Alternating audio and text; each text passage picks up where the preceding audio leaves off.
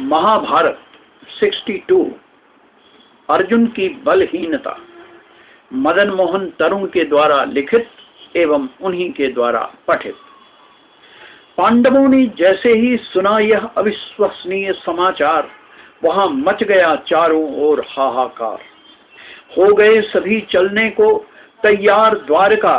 तब कहा अर्जुन ने, पहले मुझे जाने दें, देख आने दें वहां की स्थितियां, लेंगे यथा योग्य निर्णय उसके पश्चात। बहुत कठिनाई से रोक सके अपने को सारे भाई, किया अर्जुन ने द्वारिका के लिए तुरंत प्रस्थान। अब तक द्वारका में फैल चुका था समाचार, कृष्ण बलराम के जाने का परम धाम। हो चुका था वसुदेव देवकी का भी प्राणांत, द्वारका में फैला था चारों ओर क्रंदन हाहाकार। ज्ञात हुआ अर्जुन को नहीं रहे बलराम, नहीं रहे उनके परम मित्र केशव भी, सभी चले गए परम धाम। आकुल चित्त अर्जुन भी नहीं संभाल पा रहे थे स्वयं को, उनके चारों ओर फैला था विधवाओं, बालकों और कुछ शेष बचे लोगों का क्रंदन हाहाकार। नहीं कुछ शेष रह गया था द्वारिका में विलाप के सिवा, इतने संपन्न सबल सर्वरक्षित द्वारिका का होगा यह हाल नहीं होता था विश्वास। किंतु काल की गति नहीं जानता कोई, अंततः वही सिद्ध होता है सबसे समर्थ सबसे बलवान। सब देखकर अर्जुन को लगा आ गया है समय निकट, उनके भी करने का प्रस्थान। बढ़ाया उन्होंने धैर्य सबको और किया सबको साथ लेकर हस्तिनापुर प्रस्थान। जैसे ही चले सबको लेकर अर्जुन द्वारिका से, वैसे ही महासागर ने ले लिया समग्र द्वारिका को अपने अथाह जल में। मार्ग में पंजाब के अहीरों ने किया उन पर आक्रमण, लूट ले गए तस्कर उनके देखते देखते बहुत सा धन जन, और उनके देखते देखते किया वृषनिवंश की हजारों स्त्रियों का अपहरण। अर्जुन ने उठाने का किया अपना सर्वसिद्ध धनुष गांडीव, किंतु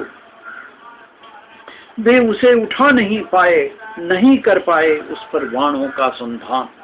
अर्जुन भूल गए अपने अस्त्र शस्त्रों के संचालन का ज्ञान, हो रहा था उन्हें अपनी अकल्पनीय बलहीनता का बोध। नहीं रह गई थी उनके बाहुओं में शक्ति, नहीं कर पाए वे तस्करों से रक्षा सबकी। अर्जुन बने रहे असमर्थ। अकल्पनीय था यह पल, जो अर्जुन अकेले ही समर्थ था पूरे महाभारत के युद्ध को जीतने में, आज साधारण तस्करों के सम्मुख सिद्ध हुआ उसका सामर्थ्य व्यर्थ। पहुंचे अर्जुन हस्तिनापुर, दिखाई पड़ रहे थे पहली बार वे श्रीहीन। पांडवों ने कृष्ण के पौत्र वज्र को दिया इंद्रप्रस्थ का राज्य। कुछ ही देर बाद आए वहां महर्षि व्यास, कर उनका पूर्णतः स्वागत सत्कार, बतलाया विस्तार से उन्हें द्वारिका का हाल। फिर बताया किस तरह वे नहीं कर सके गांडीव पर बाण संधान, भूल गए वे अपने अस्त्र शस्त्रों का संचालन ज्ञान, नहीं उठ पाया उनसे उनका गांडीव।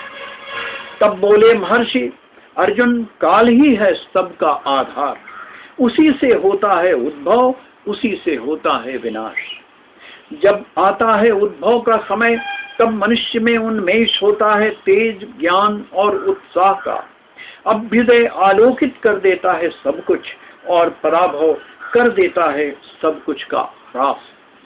नहीं है कुछ भी हमारे वश में, सबका निश्चित है समय। अर्जुन, काल ही है परम बली, वही निर्धारित करता है करणीय अकरणीय। हमारे रहने रुकने चलने का समय, तुम्हारे गांडीव का समय और कार्य अब हो चुका समाप्त। अब आ गया है तुम सबों की अंतिम यात्रा का समय, रहो उत्तम गति के लिए तैयार। कहकर मौन हो गए महर्षि, पसरा रहा देर तक चारों ओर सन्नाटा और केवल सन्नाटा।